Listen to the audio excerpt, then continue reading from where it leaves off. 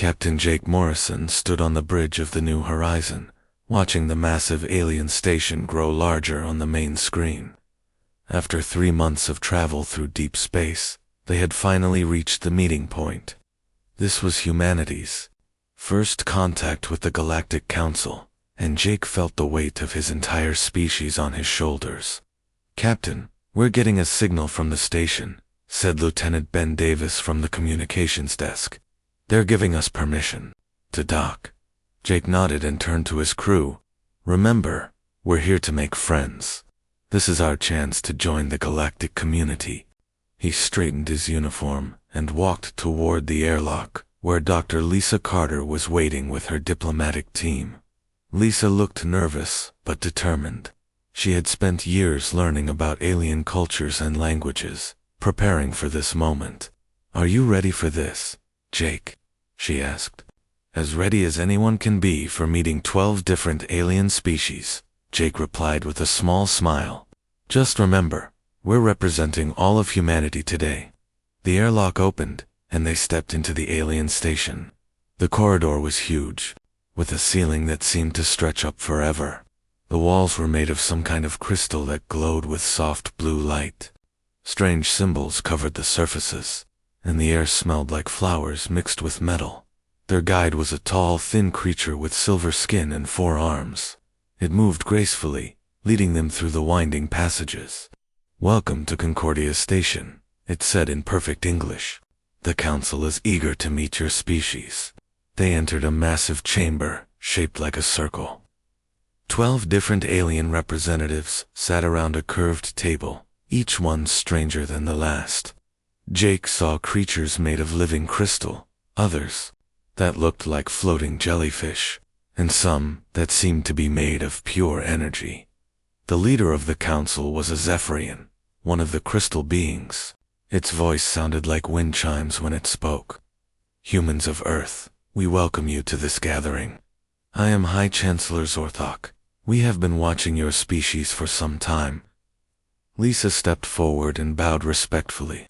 "Thank you for this opportunity.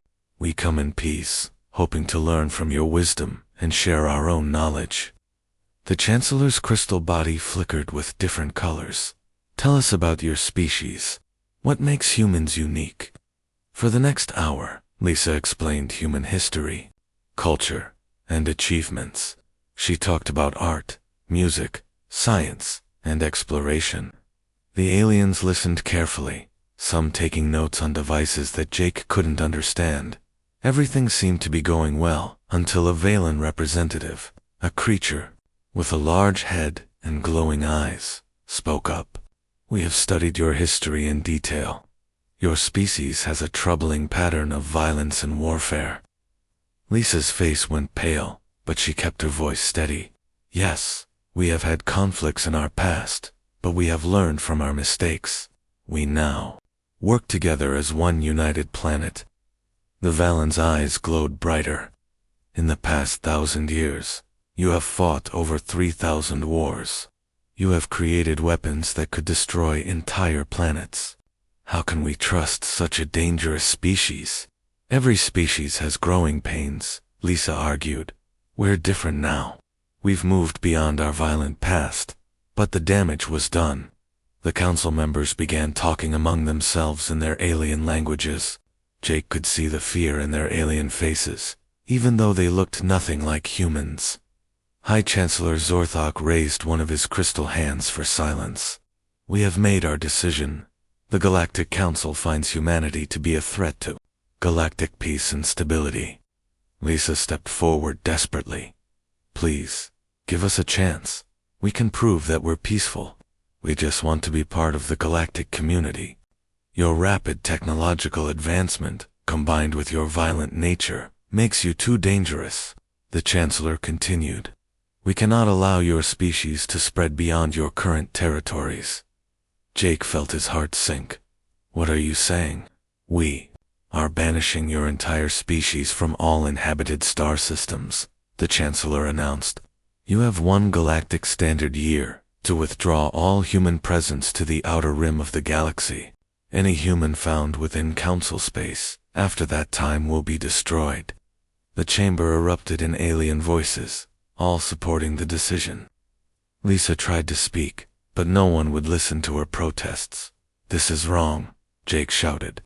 "You're condemning our entire species for things our ancestors did." "The decision is final," the Chancellor said coldly. "Your escort will take you back to your ship. Use your time wisely." The journey back to the New Horizon felt like a funeral march. Lisa kept trying to think of arguments, of ways to change their minds, but Jake could see it was hopeless. The aliens had made their decision based on fear. When they reached their ship, Jake immediately sent a message to Earth. The response came back within hours from Admiral Ryan Parker, the head of the human space fleet. "We're already preparing the evacuation fleets. Every human colony, every space station, every ship beyond the solar system needs to be moved." Over the following months, the greatest migration in human history began. Massive transport ships carried billions of people from Earth, Mars, and the outer colonies. The destination was the dark space beyond the galactic rim, where no alien species had ever ventured. Jake stood on the bridge of the New Horizon as it joined the evacuation fleet. Behind them, the galaxy they had dreamed of joining grew smaller and smaller. Ahead lay only darkness and the unknown. "Where are we going?" asked Lieutenant Davis. "Away from here," Jake replied. "But we'll be back someday. They think they've seen the last of humanity, but they're wrong. We'll return, and when we do, we'll be stronger than they ever imagined." As the human fleet crossed into the void beyond the galactic edge, the stars of civilization disappeared behind them. But in the darkness, something new was beginning. The aliens had meant to end the human threat by casting them out. Instead, they had created something far more dangerous. A united humanity with nothing left to lose, and everything to prove. The exile had begun, but it would not be the end of humanity's story. It would be the beginning of something much greater. 50 years had passed since the Great Exile began. The human colonies in the dark space beyond the galaxy had grown into something the aliens never expected. What started as desperate refugee camps had become military fortresses, and the scattered humans had united under a single purpose: survival and revenge. Colonel Nick Hayes walked through the training grounds of New Sparta, watching young soldiers practice combat moves. These weren't the soft humans who had once lived on peaceful Earth. These were children born in exile, raised on stories of the aliens who had cast their people into the darkness. Again, Nick shouted as two fighters sparred with energy weapons. "The Zephyrians are fast, but they're brittle. One good hit, and they shatter like glass." The fighters nodded and continued their training. Every human child learned to fight from the age of 5. They studied alien anatomy, learned about weaknesses, and practiced until their muscles ached. The peaceful days of old Earth were just stories now. Nick's communicator buzzed. "Colonel, Dr. Foster wants to see you at the research station." Nick made his way across the military base to the science section. Dr. Amy Foster was waiting for him in her laboratory, surrounded by strange machines and glowing screens. She was one of the smartest people in the human colonies, and her discoveries had changed everything. "Nick, look at this," Amy said, pointing to a sleek weapon on her workbench. "I've finally cracked the secret of quantum energy. This rifle can punch through any alien shield system." Nick picked up the weapon and felt its weight. It was lighter than their old guns, but hummed with power. "How many can you make?" "Thousands, if we get enough resources from the mining operations," Amy replied. "But that's not the best part. I've also figured out how to improve our faster than travel. We can now move twice as fast as any alien ship." This was the kind of news Nick had been waiting for. The humans had spent 50 years in the darkness, but they hadn't wasted that time. Every day brought new discoveries, new weapons, new advantages over their enemies. "What about the new ships?" Nick asked. Amy smiled and led him to a window overlooking the massive construction yards. "General Williams can tell you more about Those. General Kate Williams was inspecting the latest warship to roll off the production line. The vessel was beautiful in a deadly way, with smooth curves and weapon ports that could destroy entire enemy fleets. Unlike the old human ships designed for exploration, these were built for only one purpose: war. "She's a beauty, isn't she?" Kate said as Nick joined her. "The destroyer class. We've built 300 of them so far, with more coming off the line every week." The ship was massive, 3 times larger than anything humans had built before. The Exile. Its hull was made of a new metal that Amy's team had developed, stronger than anything the aliens used. The weapon systems were completely new, designed to exploit every weakness the humans had discovered about their enemies. "The aliens think we're dead or forgotten," Kate continued. "Their spy networks stopped watching the Outer Rim decades ago. They have no idea what we've built out here." Nick nodded. The aliens had made a fatal mistake. They had thought that banishing humanity would solve their problem. Instead, it had given humans the motivation and time they needed to become something far more dangerous than they had ever been before. Captain Sam Miller materialized beside them, his stealth suit shimmering as it became visible. He had just returned from another reconnaissance mission deep in alien space. For 20 years, Sam had been leading secret teams back into the galaxy, mapping alien defenses and gathering intelligence. "Report," Kate said. Sam pulled out a data pad and activated a holographic display. "The Nautilin homeworld is barely defended. Most of their fleet is scattered across the galaxy on exploration missions. The Zephyrians have concentrated their forces around their crystal cities, but they're not expecting an attack from multiple directions." "What about the Council headquarters?" Nick asked. "Concordia Station is heavily defended, but their weapons are outdated. They're still using the same technology they had 50 years ago. They've grown comfortable, lazy even. They think they're untouchable." This was exactly what the human leadership had hoped to hear. While the aliens had spent 50 years in peace, enjoying their victory over humanity, the humans had spent every moment preparing for war. "There's something else," Sam continued. "The alien species are starting to have conflicts among themselves. The Valen-Safrian alliance is weakening. If we time our attack right, we can hit them while they're divided." Kate smiled grimly. "Perfect. Marshal Cooper will want to hear this." Marshal Dan Cooper was the undisputed leader of all human forces in exile.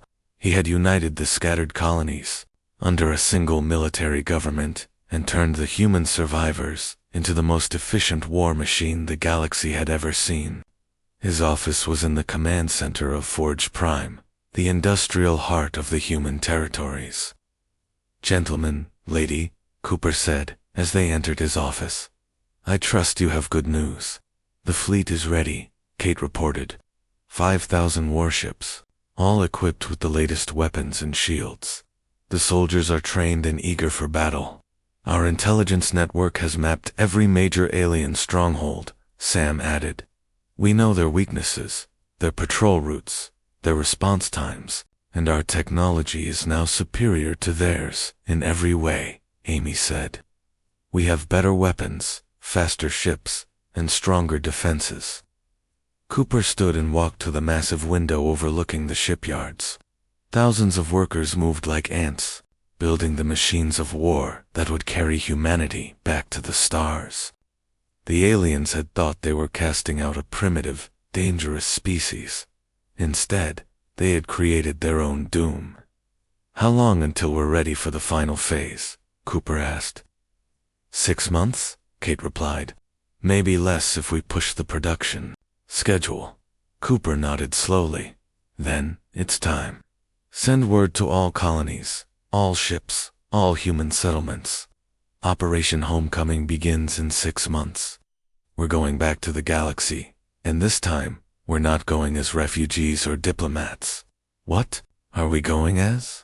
Nick asked, though he already knew the answer. Cooper turned back to them, his eyes hard as steel. "Conquerors. The aliens wanted to see what humanity was capable of when pushed to the edge. Now they'll find out. We're going to take back every world they denied us, and then we're going to take theirs as well. The meeting ended, and the 4 leaders went back to their duties. But the word spread quickly through the human colonies. After 50 years of exile, 50 years of preparation, 50 years of hatred building in the darkness, humanity was ready to return to the stars. The aliens had made their choice long ago. Now they would face the consequences of that choice. The humans were coming back, and they were coming back as conquerors. The invasion began at exactly 0800 Galactic Standard Time. Across 12 different star systems, human war fleets emerged from the darkness like ghosts returning from the dead. The aliens had no warning, no time to prepare, no chance to call for help. On the crystal world of Lumina Prime, Commander Lisa Brooks watched through her helmet display as the first human soldiers landed on alien soil in 50 years. The Zephyrian cities sparkled like jewels in the morning light, their crystal towers reaching toward the sky. Soon, those same towers would be burning. "Remember your training," Lisa spoke into her communicator. "The Zephyrians are fragile, but fast. Use the sonic weapons to shatter their formations, then move in with the plasma rifles." The human soldiers moved like a well-oiled machine. They had trained for this moment their entire lives. The Zephyrian defenders, caught completely off guard, stumbled out of their crystal homes in confusion.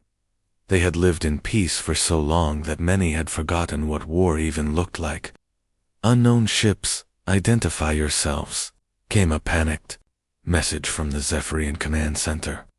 "You are violating Galactic Council airspace." Lisa smiled grimly and opened a channel to the alien commanders. "This is Commander Lisa Brooks of the Terran Defense Force. We are humanity, and we have returned to reclaim what was taken from us." The response was immediate panic. The Zephyrians had thought humans were extinct, or at least too weak to ever be a threat again. The sight of human warships filling their skies was like seeing the dead rise from their graves. Captain Ben Davis commanded the assault cruiser Vengeance, leading the space battle above Lumina Prime. The Zephyrian defense fleet was old and slow, using the same technology they had relied on for centuries. The new human ships cut through their formations like sharks through schools of fish. "Target their command ship," Ben ordered. "Let's end this quickly." The Vengeance's quantum cannons charged with a sound like thunder. The energy beam that erupted from the ship's main gun was brighter than a star, cutting through the Zephyrian flagship's shields as if they were made of paper. The alien ship exploded in a shower of crystal fragments that sparkled as they fell toward the planet below. "Zephyrian fleet is retreating," reported his weapons officer. "Should we pursue?" "Let them run," Ben replied. "We want survivors to spread the word. Humanity is back, and we're not the same species that left 50 years ago."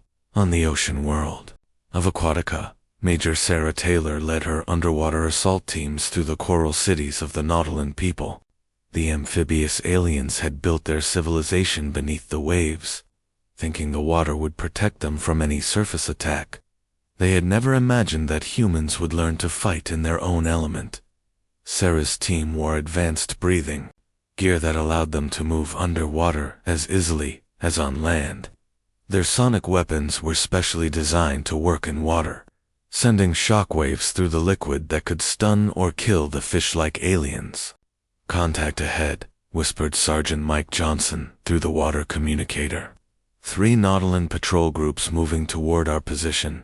Sarah made hand signals to her team, and they spread out in a classic pincer movement. The Nautolan soldiers were skilled swimmers, but they had never faced enemies who could match their underwater abilities. The human soldiers struck from 3 directions at once, their weapons creating bubbles of superheated water that boiled the sea around them. The Nautolan defenders didn't stand a chance. Within minutes, the patrol groups were destroyed, and Sarah's team was moving toward the main city. Behind them, more human soldiers followed, ready to take control of the planet's government centers. Admiral Tony Clark commanded the main human fleet from his flagship. The Retribution's job was to coordinate the attacks across all 12 target systems, making sure that none of the alien species could come to each other's aid. The humans had learned from their exile that unity was strength, but they had also learned that division was the enemy's weakness. "Report from all task forces," Tony ordered. "Lumina Prime is under our control," came the first report. "Zephyrian resistance has collapsed. Aquatica is secured," came the second. "The Nautolan government has surrendered." One by one, the reports came in. The Valen telepaths had been overwhelmed by soldiers wearing mental shields. The energy beings of the Plasma Collective had been trapped in specially designed containment fields. The insectoid hive queens had been captured in their underground nests. Each alien species had grown comfortable in their superiority over the primitive humans. They had forgotten that necessity was the mother of invention, and that 50 years of desperation had driven humanity to heights of military achievement that the peaceful galaxy had never seen. "Sir, we're getting an emergency transmission from the Galactic Council," reported the communications officer. Tony smiled and opened the channel. On the screen appeared High Chancellor Zorthok, the same Zephyrian who had banished humanity 50 years ago. The crystal being looked older now, his light dimmer, his movements more uncertain. "Human fleet, this is High Chancellor Zorthok of the Galactic Council. We demand that you cease these unprovoked attacks immediately." "Unprovoked?" Tony laughed, a sound that made the alien leader step back. "You cast us into the darkness 50 years ago. You said we were too dangerous to exist in civilized space. Well, congratulations, Chancellor. You created exactly what you feared. We can negotiate," the Chancellor said desperately. "There must be some way to resolve this peacefully." "The time for negotiation ended 50 years ago," Tony replied. "You made your choice then. Now we're making ours." The transmission cut out, leaving the Chancellor staring at a blank screen. Tony turned to his bridge crew, all of whom were watching him with fierce pride. These men and women had been born in exile, raised on stories of the aliens who had wronged their people. For them, this wasn't just a military campaign, it was justice. "Set course for Concordia Station," Tony ordered. "It's time to pay a visit to our old friends on the Council." The human fleet began moving toward the center of the galaxy, leaving behind them a trail of conquered worlds and broken alien fleets. Behind them, on each captured planet, human soldiers began the process of establishing new governments. The aliens who had cast humanity out would now learn what it meant to live under human rule. As the fleet approached Concordia Station, the massive space station that had once been the seat of galactic power, Tony opened a channel to all human forces. "Soldiers of humanity, we have returned to the stars. The aliens thought they could cast us out and forget us. They were wrong. Today, we reclaim our place in the galaxy. Tomorrow, we'll show them what happens when you try to exterminate the human race." The response was a roar of approval from thousands of human soldiers across the fleet. They had waited 50 years for this moment, and now it was finally here. The aliens had made their choice long ago, and now they would face the consequences. The exiles had become conquerors, and the galaxy would never be the same. The human fleet surrounded Concordia Station like a pack of wolves circling their prey.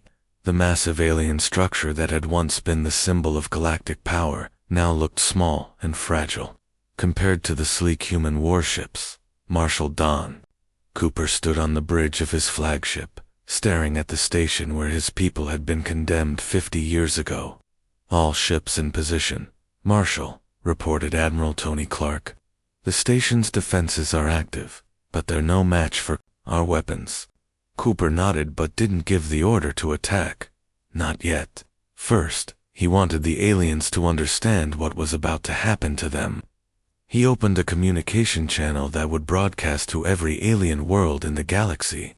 "People of the galaxy," Cooper began, his voice calm but filled with authority. 50 years ago, your leaders gathered in that station and decided that humanity was too dangerous to exist among civilized species. They cast us into the darkness, thinking they had solved their problem.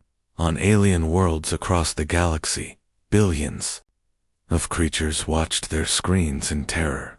The humans, who many had forgotten even existed, were back with a vengeance. The peaceful species that had lived under the Council's protection for centuries had never seen anything like the efficient military machine that humanity had become. You condemned us for being violent, Cooper continued. You said we were too dangerous to trust. Well, you were right. We are dangerous, but not in the way you thought. We're dangerous because we survive. We're dangerous because we adapt. We're dangerous because we never forget. Inside Concordia Station, the remaining council members gathered in their emergency chamber. High Chancellor Zorthok stood at the center, his crystal body flickering with nervous energy. Around him, the representatives of the remaining alien species argued in panic. How did they become so powerful? Demanded the Valenmind speaker, her large eyes glowing with fear. Our intelligence reports said they were scattered refugees living in the outer darkness. They were, replied the Nautilin ambassador, his gills fluttering rapidly. But we stopped watching them decades ago. We thought they were no longer a threat. We need to surrender, said the insectoid hive queen, her compound eyes reflecting the light from the emergency displays. My worlds are already under human control. Resistance is impossible. But the Chancellor shook his crystal head. We cannot surrender. If we give in to these humans, it will show weakness to the entire galaxy. Other species might rebel against our authority. What authority? The Mind Speaker asked bitterly. Half our worlds are already conquered. The humans have proven that our military is worthless against them. Outside the station, Captain Jim Rogers was preparing his boarding teams for the assault. The human soldiers were equipped with the latest armor and weapons, designed specifically for fighting in the confined spaces of alien structures. These weren't the desperate refugees who had left the galaxy 50 years ago. These were professional soldiers, trained from birth to be the galaxy's most effective fighting force. Remember, we want the council members alive, Jim told his troops. The Marshal has special plans for them. The assault began with a series of precise strikes against the station's defense systems. Dr. Amy Foster, now serving as the fleet's chief technology officer, had spent years studying the station's design. She knew exactly where to hit to disable their weapons without destroying the structure.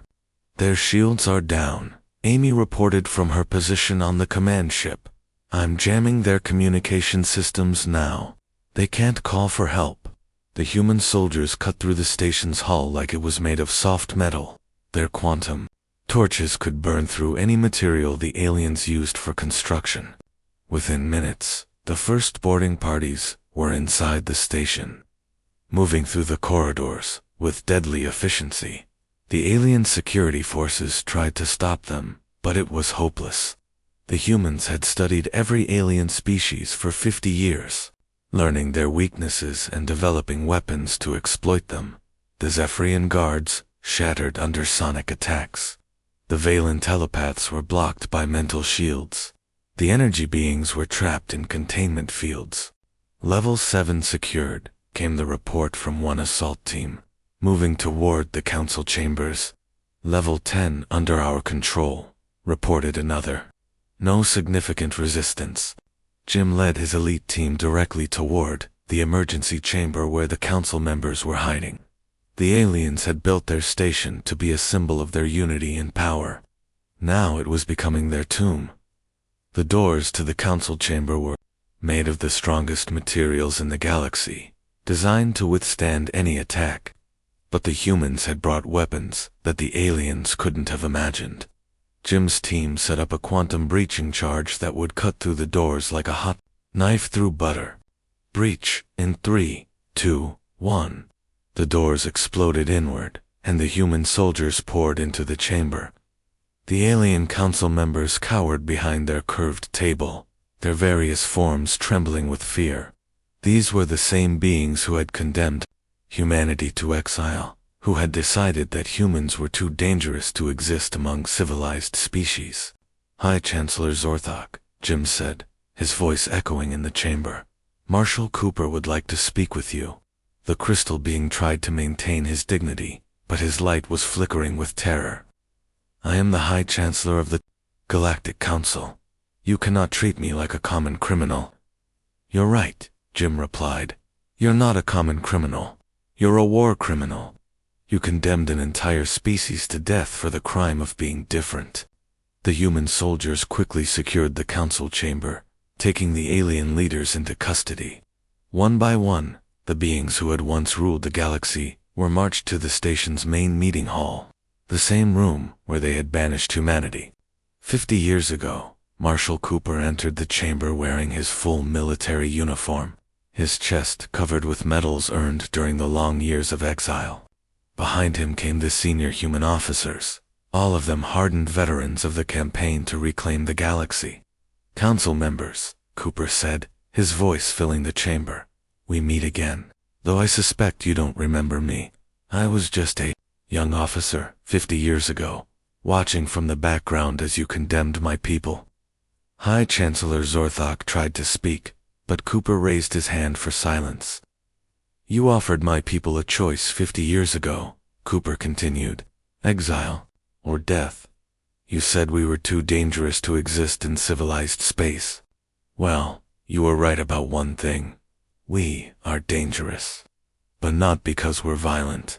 We're dangerous because we don't give up. We're dangerous because we learn from our mistakes.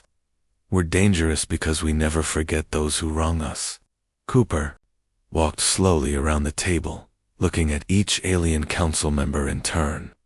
"You thought you were protecting the galaxy from us. Instead, you created exactly what you feared. You turned us into the greatest military force the galaxy has ever seen. What do you want?" the Valen mind speaker asked, her voice barely a whisper. "I want you to understand what you've done," Cooper replied. "You could have worked with us. You could have guided us, helped us become better than we were. Instead, you chose to cast us out like garbage. Now, you'll face the consequences of that choice." Cooper gestured to his soldiers, who began setting up holographic displays around the chamber. The displays showed the conquered alien worlds, the defeated fleets, the new human governments being established across the galaxy. "Your old order is finished," Cooper announced. "The Galactic Council is dissolved. The species that served you will now serve us, and you, the leaders who condemned humanity to exile, will face the same choice you offered us 50 years ago." The alien leaders looked at each other in terror. They had ruled the galaxy for centuries, believing themselves to be the rightful guardians of civilization. Now they were prisoners in their own capital, facing judgment from the species they had tried to destroy. "Exile or death," Cooper said, repeating the words that had changed the course of galactic history. "Choose." The reckoning had begun, and the galaxy would never be the same. 10 years had passed since the fall of the Galactic Council.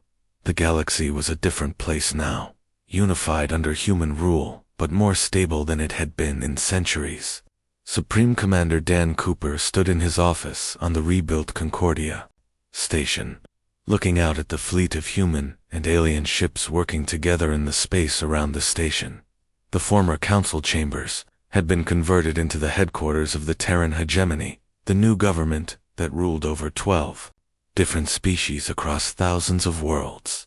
The crystal walls still bore the scars of the battle that had ended alien rule, but they had been repaired and reinforced with human technology.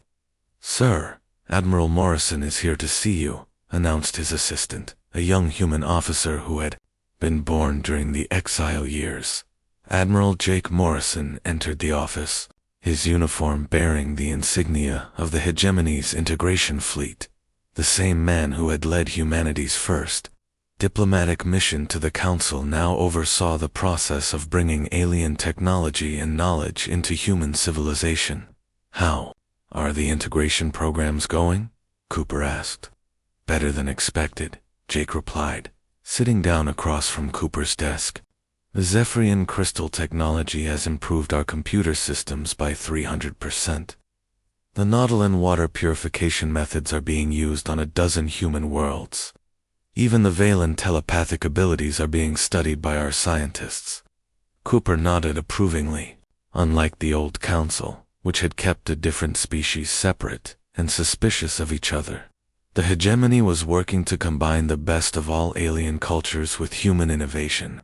The result was a golden age of technology and prosperity that even the aliens had to admit was better than what they had before. Any problems with the alien populations? Cooper asked. Some resistance groups on the outer worlds, Jake admitted, but nothing our security forces can't handle. Most of the alien species have accepted human rule. They're starting to see the benefits of our system. Through the window, Cooper could see alien children playing with human children in the station's recreation areas. The young ones adapted quickly, learning to speak both human languages and their own alien tongues. They were the future of the galaxy, a generation that would grow up knowing only unity under human leadership. Dr. Lisa Carter entered the office, her hair now gray, but her eyes still sharp with intelligence. She had been appointed as the hegemony's Minister of Alien Affairs, working to ensure that the conquered species were treated fairly, but remained under human control. The Nautilin colonies are reporting excellent cooperation, she said, placing a data pad on Cooper's desk. Their leaders are actually requesting more human advisors to help improve their planetary governance. And the Zephyrians? Cooper asked. Still some resistance from the older generation, Lisa replied. But the younger crystal beings are embracing human methods. They're particularly interested in our military tactics and industrial processes. Cooper smiled. The aliens had banished humanity because they feared human nature. Now those same qualities that had made them afraid were being used to create a better galaxy for everyone. Human determination, innovation, and leadership were bringing order to a universe that had been stagnant for too long. Captain Sam Miller materialized in the doorway, his stealth technology still active from his latest intelligence mission. He had been promoted to head of the hegemony's security services, responsible for maintaining order across the human-controlled territories. Report, Cooper said. The former council members are settling into their new lives, Sam reported. Hi. Chancellor Zorthok is working as a crystal cultivation specialist on New Sparta. The Valen mind speaker is teaching telepathy to our research teams. Most of them have accepted their new roles. Cooper had made the decision to spare the former council members, but only after they agreed to serve the new order. It was a more merciful fate than they had planned for humanity 50 years ago. The aliens who had once ruled the galaxy now worked as advisors and specialists, using their knowledge to help build a better future under human guidance. Sir, there's something else, Sam continued. Our deep space scouts have detected another galaxy approximately 2 million light-years away. It appears to be inhabited. Cooper's eyes lit up with interest. Inhabited by whom? Unknown species, Sam replied. Our long-range sensors are picking up energy signatures consistent with advanced civilization, possibly multiple species. Recommendations? Cooper asked. I suggest we approach carefully, Lisa interjected. We don't want to repeat the mistakes of the old council. These new species might be friendly, or they might be hostile, Jake added. We should be prepared for either possibility. Cooper stood and walked to the window, looking out at the stars. Humanity had been cast out of one galaxy and had returned to conquer it. Now there were new frontiers to explore, new species to meet, new challenges to overcome. Prepare a first contact mission, Cooper decided. But not like the old council did with us. We'll approach as equals, offering friendship and cooperation. But we'll also be ready to defend ourselves, if necessary. Yes, sir. All 3 officers replied as they left to carry out their orders. Cooper remained at the window. In the distance, He could see the monument that had been built to commemorate the exile and return of humanity. It was a simple black stone with names engraved in gold, listing every human who had died during the 50 years of exile. The memorial reminded him of the cost of the galaxy's transformation, but it also reminded him of humanity's greatest strength, the ability to endure, to adapt, and to overcome any challenge. The aliens had thought they were protecting the galaxy by casting out humanity. Instead, they had created the force that would unite the stars under a single banner. A soft chime announced another visitor. Cooper turned to see Commander Alex Stone, now an elderly man with silver hair and wrinkled skin. He had been promoted to head of the Hegemony's Historical Preservation Department, responsible for making sure that the story of humanity's exile and return was never forgotten. Dan, Alex said, using the informal name that only old friends were allowed to use. I wanted to show you something. Alex activated a holographic display that showed images from across the galaxy. On a dozen different worlds, alien and human children sat together in classrooms, learning about the history of their species. The lessons covered both the mistakes of the past and the hopes for the future. The next generation is growing up differently, Alex said. They're not learning to hate or fear each other. They're learning to work together. Cooper nodded, feeling a deep satisfaction. This was what he had dreamed of during the dark years of exile. Not just revenge against the aliens who had wronged them, but the creation of something better than what had come before. The galaxy is changing, Cooper said, and maybe, when we make contact with these new species, we'll be ready to show them what unity really means. Outside the window, the stars shone brightly, no longer symbols of exile and loneliness, but beacons of hope and possibility. Humanity had been cast out of the galaxy as refugees and had returned as conquerors. But they had proven that true strength came not from domination, but from the ability to build something better from the ashes of what had been destroyed. That the exile was over. The conquest was complete. Now came the greatest challenge of all, building a future worthy of the sacrifices that had made it possible. In the end, the aliens had been right about one thing. Humanity was dangerous, but they had been wrong about why. Humans weren't dangerous because they were violent or warlike. They were dangerous because they never stopped trying to make things better, no matter how impossible the odds seemed. The galaxy that had once rejected them now thrived under their leadership. And somewhere in the darkness between the stars, new challenges waited to test the species that had refused to surrender to exile and had returned to claim their place among the stars.